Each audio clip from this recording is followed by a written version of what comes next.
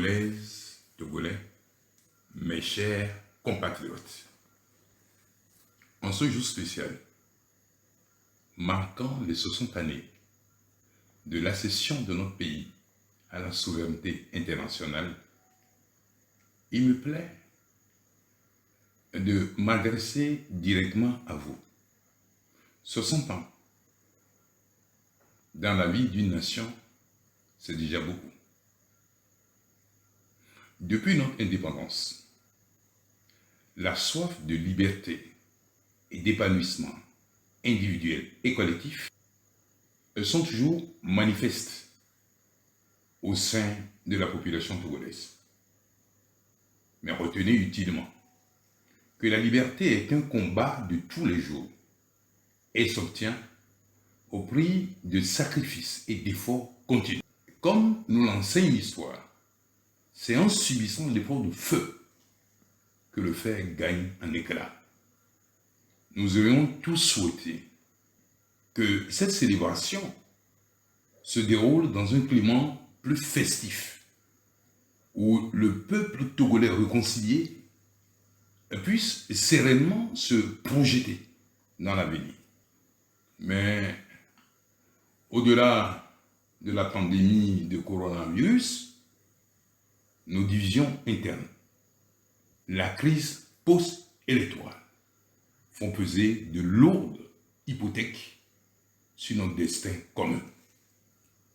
Je prie l'Éternel Dieu Tout-Puissant d'activer le génie collectif du peuple togolais afin que nous trouvions la meilleure solution pour nous débarrasser de tous ces fléaux qui brident l'essor de la nation. Je voudrais formuler à l'adresse de chaque citoyenne et de chaque citoyen mes vœux de paix et de justice dans la trajectoire de vie de chacun à l'occasion de cette célébration.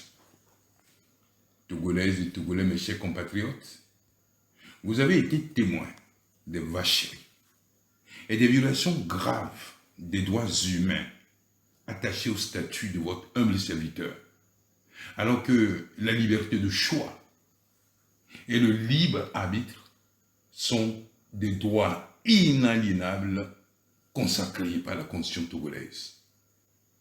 Grand serviteur de l'État, je connais le fonctionnement de l'administration générale, et plus particulièrement celui de l'administration judiciaire, libre et indépendante, et ses exigences dans la recherche de la vérité au service du bien commun. J'étais le premier à saisir le procureur de la République dans le dessein de lui signifier que j'étais à sa disposition à tout moment dès lors que j'étais en possession de la résolution du Parlement portant levée de mes immunités. Mes absences répétées sont constitutives de mon état de santé, comme l'ont pu constater un collectif de médecins, y compris le médecin-chef de la gendarmerie nationale, au cours de mon passage forcé au service de renseignement et d'investigation criminelle de la gendarmerie. Pendant toute cette période de convocation, mon quartier fut en état de siège permanent. Et les événements du 21 avril 2020 resteront gravés dans l'histoire de notre pays. Les commanditaires, comme les exécutants de ces violences inouïes, doivent avoir d'autres raisons autres que celles invoquées. Je formule à l'adresse du Seigneur mes prières pour eux, afin qu'il apaise ce qui alimente leur rage et leur fureur dans cette expédition punitive contre ma famille, mes proches et les patriotes qui ont souffert et continuent de souffrir des dégâts de cette tragédie. Au peuple togolais indigné, je voudrais vous remercier pour vos intercessions, vos prières, votre empathie et votre solidarité dans cette épreuve inédite. À ma femme et à mes enfants, pour les humiliations subies en raison de mon engagement politique, je vous demande pardon. Aux leaders politiques et aux patriotes de la dynamique, je vous présente mes excuses pour les dégâts collatéraux subis à cause de ma personne Dieu saura mieux vous conseiller que moi. Je souhaite que tous les cœurs s'apaisent et que Dieu fasse justice à tous. Je formule le vœu que dans un court délai, que Dieu fasse triompher l'amour, la compassion, la recherche du bien commun, pour faire émerger une société paisible et fraternelle dans laquelle nous voulons vivre, à l'absence de turbulences qui déchirent mon peuple et hypothèquent son destin. Jeunesse togolaise, tu as ton avenir en tes mains.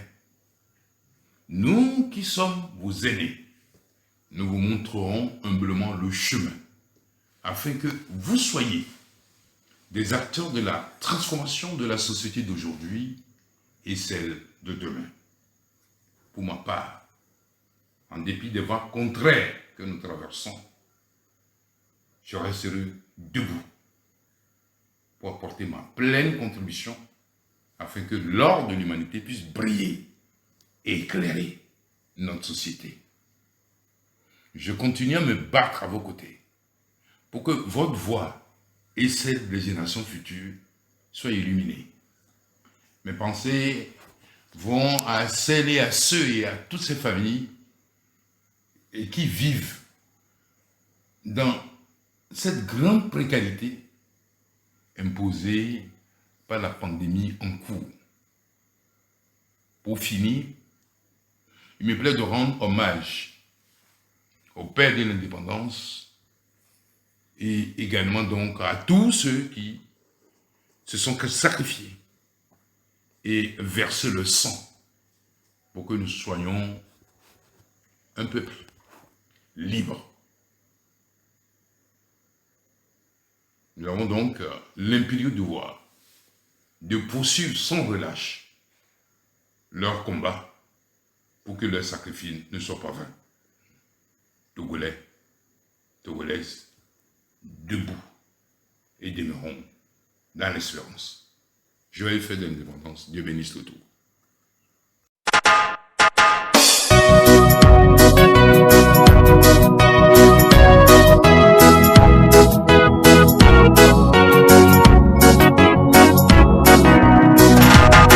Yeah.